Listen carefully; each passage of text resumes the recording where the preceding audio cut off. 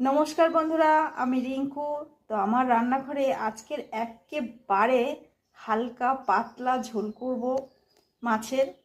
তো কাল বিয়েবাড়ি গিয়েছিলাম, খুব রিচ খেয়েছি, ওই জন্য আজকের খুব পাতলা ঝোল বানাবো। তো আপনারা শুরু থেকে শেষ পর্যন্ত ভিডিওটি দেখুন। এখানে আমি 4 পিস পোনা মাছ নিয়েছি। পোনা মাছের সঙ্গে আলু আর ঢেঁড়স দিয়েই আমি ঝোলটা বানাবো। তো কে কে এইরকম পাতলা ঝোল খেতে ভালোবাসেন আমাকে কমেন্ট করে জানাবেন। প্রথমে আমি মাছটা ভেজে নেব। গরম হয়ে গিয়েছে, মাছগুলো আমি দিয়ে দেব। মাছ তো ভাজা হয়ে গিয়েছে, এখন আমি সবজিটা ভেজে নেব, আলু আর ঢেঁড়স। রান্না করতে করতে আপনাদের একটা জিনিস দেখাই।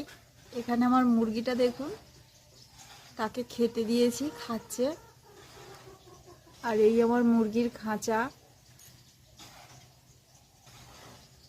আর এখানে একটা মরগও দাঁড়িয়ে আছে। সবজি মাছ তো ভাজা হয়ে গিয়েছে, ওই তেলেই ফোড়নে দেব গোটা জিরে, পেঁয়াজ,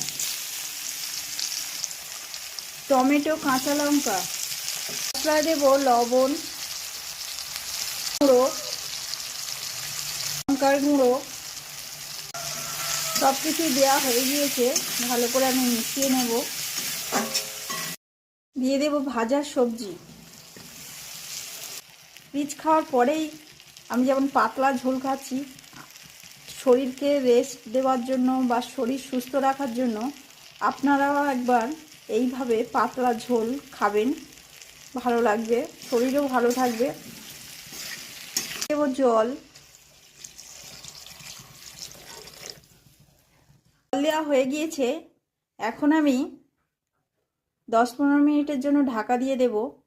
বন্ধুরা, আপনাদের জন্যই বলছি, যে সকল বন্ধুরা আমার প্রতিদিন ভিডিও দেখেন তাদেরকে তো অসংখ্য অসংখ্য ধন্যবাদ।